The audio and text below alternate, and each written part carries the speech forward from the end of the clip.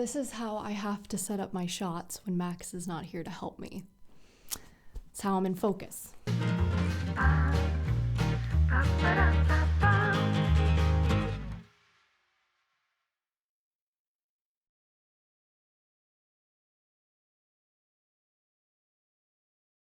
Hello everybody and welcome back to my channel. If you're new here, welcome. I'm Amber Rose, also known as The Religious Hippie. You can basically follow me on any social media platform, or you can go straight to my website at thereligioushippie.com. On my website, you'll find economy rosaries, haters will be prayed for prayer journals. By donating and receiving an item, you guys are helping me keep this ministry going. And if you cannot donate financially, please consider liking, subscribing, and sharing in order to help us with the algorithm. Thanks guys. So as you guys know, I started this new segment called Help. And so this is part 2. What I've decided to do, because I get so many emails and I don't want you guys to wait a week every single time I do one of these, I've decided to loop 2 in one video. So without further ado, let's just jump right in here. So this is our first emailer. Hello, I'm in a 2-year loving relationship with my boyfriend. He is kind, caring, funny, and patient man, and he always treats me with kindness and respect. Despite that, I've noticed we don't have similar takes on certain topics, such as religion and politics. He's an atheist and I'm a Catholic. We've discussed about religion before, but haven't brought it up again. I was hoping you could give me some advice for those who are dating outside of their religion. Bless you. Thank you so much for writing in. Please know that my advice is going to be based off of my own experience. Like I said in the previous video, we're both strangers, so I'm not going to know every detail of your life. So please take my advice with a grain of salt, but you're not alone in this. There are plenty of people who are dealing with this situation. I have dealt with this situation previously. I never dated an atheist, but I have dated outside of my faith, and that was a big struggle. Clearly it did not work out because now I'm engaged to Max. But I will do my best to guide you in this area. So like I said, dating outside of the faith is something that I do have experience in. My ex-boyfriend, he was not atheist, but in a way, he kind of was at the same time, because he would claim to be Christian, but never really pursued his faith at all. He was never trying to actively seek out God. The only reason he was trying at certain points was so that he wouldn't lose me.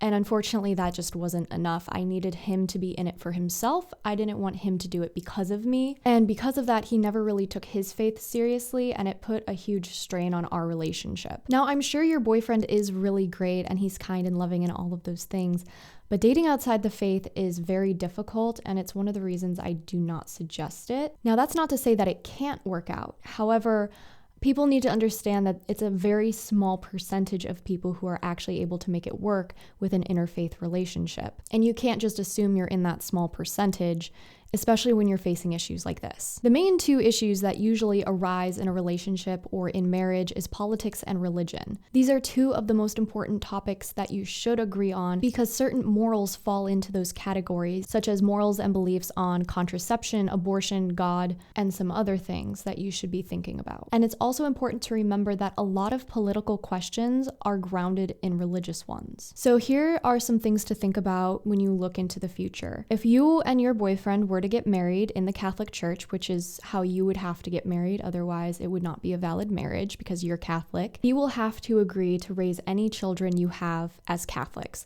This doesn't mean that he has to like it or anything like that, but he has to agree to it, and he has to be willing to support you as you raise the kids Catholic, which might be difficult if he does not believe in God. You'll also have to think about your future children and think about the confusion it might cause them if you're constantly taking them to Mass, but dad's not going, or you're saying grace, but dad's not participating, you're observing fasting, dad's not, because the father is the most influential person in the home for children. 70% of children will stop practicing their faith if their father does not attend Mass as well. So this can lead to a lot of confusion because they see that their parents aren't on the same page when it comes to basic morals and teachings on religion. And if your boyfriend's not baptized, the church will require a dispensation from the bishop in order to marry you in the church. That's kind of what happened with me and my ex. I kind of questioned my priest, like, how is this going to happen? Because he claims to be Christian, but he's never been baptized. So technically he's not Christian because you have to be baptized in order to be Christian. And my priest friend, my spiritual director, he said that I would have to get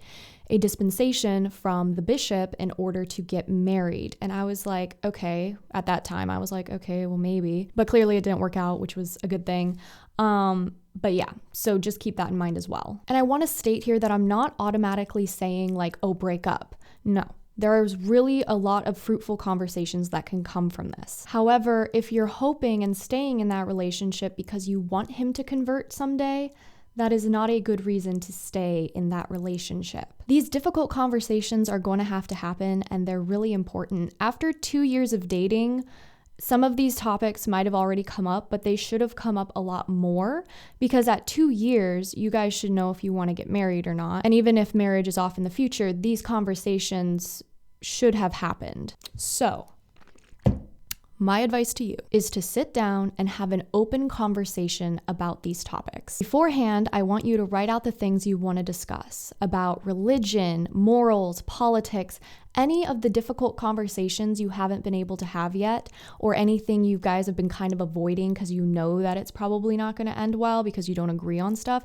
You have to have those difficult conversations because those issues are only going to be magnified in marriage. And because we date to marry, if you can't have these difficult conversations now and communicate well now, it's not going to instantaneously fix itself when you get married. Now, this is not a one-time conversation. This conversation might have to happen over the course of a few months, a few weeks, maybe a few days if you guys are really like hunkering down and want to make this work. And it's probably going to be awkward. It's probably going to be a little weird at times, but you have to be able to have that vulnerability with each other. And it will make your relationship stronger, or it will introduce topics that are deal breakers for both of you. I've been in this situation and it isn't fun. So please know that you are in my prayers and I sympathize with your situation. When I was going through this, it started dawning on me that I could not have real deep conversations with my ex. He would talk about run-of-the-mill stuff. We'd talk about, guns. We'd talk about politics to an extent. We talk about pro-life stuff.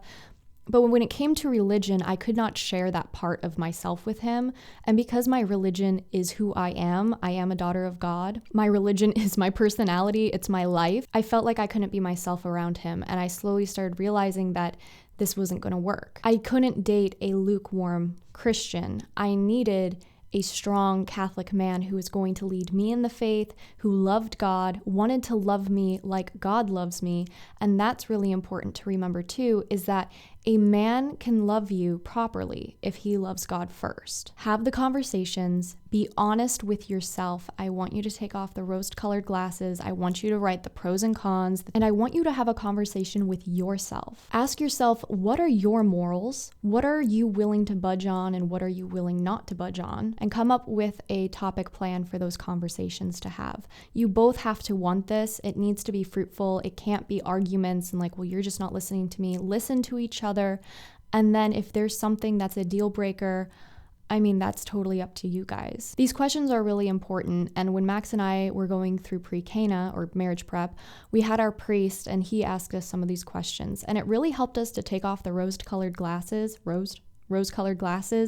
and focus on our relationship and see, okay, what are some areas that we struggle in, that we could do better in, and that we can work on our own relationship for the betterment of each other. Because it's not about what you get out of marriage, it's about what you put into marriage. So we had those conversations. They were extremely fruitful, and we're better for it now. So I am praying for you. Please hang in there, and I hope that this helped. Okay, on to our second help segment of the day. Good afternoon, Amber. I returned to the Catholic Church this year, St. John Cantius actually. Congratulations. After a long break, 15 years from practicing my faith. My husband, who has been atheist for most of his life, is now going through OCIA. We just welcomed our newborn son a few weeks ago and want him to be baptized ASAP, but we're struggling to find godparents for him. Our friends and family are either not Catholic or are not practicing. We're in our mid-30s and a lot of our friends are still into going out partying. Do you have any advice on how we might be able to find godparents and how to make more Catholic friends in general? Let me tell you, so many people struggle with this and I am definitely one of them as well, but I can definitely try and help here. But first of all, I wanted to say welcome home and congratulations on your newborn baby and congratulations on your husband going through OCIA. It's such an exciting time, so many new and wonderful experiences. And if you ever see me at Cantius, definitely don't be afraid to say hi. I'm sure you already probably know the importance of godparents, but for anyone listening that doesn't know the importance of godparents, I'm just going to explain it really quick. So when you're picking a godparent for your child, this is a big role. This isn't just a willy-nilly, oh, I'm gonna pick like my best friend like Lisa because she'd be upset if I didn't pick her. No. A lot of people make that mistake, and you need to be careful about who you're picking as a godparent for your child. It's not a status role or anything like that. It has spiritual ties, okay? So as a godparent, if the parent fails to care for that child and to raise them in the faith, it is your responsibility to do what you can to raise that child in the faith. Basically, you're the backup if mom and dad fail spiritually. This is a huge responsibility and should not be taken lightly. This is why I tell parents and friends and family, don't just pick a godparent because they're a relative or because they're a best friend. Take a good look at that person's life and ask yourself, would they be somebody who I could trust my child with if I, for some reason, failed raising them in the faith? I fell away from the faith. I couldn't, raise them spiritually. Is this somebody who is strong in their faith and someone you can depend on? Godparents have a moral responsibility to their godchildren. So my best advice would be to go to the priest who teaches OCIA, you know who I'm talking about, and ask him for a suggestion on people who would make good godparents. I say this because during OCIA, usually the priest will pick out a sponsor for you if you cannot find a sponsor for confirmation, because they already know a list of people in the church and are able to kind of be like, oh, I know this person, they'd be really good for that person. So definitely ask the priest, and he should be able to point you to somebody. Now, if that doesn't work, I highly suggest, depending on what mass time you go to, but if you go to the earlier masses, any of them besides the 12:30, you can go downstairs into the little cafe area, and there are usually donuts and coffee and everything, and people are down there hanging out, chit-chatting. It's a great way to get to know people in the parish and make new friends. So hopefully those two things are able to work out for you. Keep me updated, but I do hope that everything goes smoothly. You're able to find good godparents and some good friends. And with all of that being said, guys, that is it for today's video. Don't forget to like and subscribe, and I'll talk to you guys next time. Bye!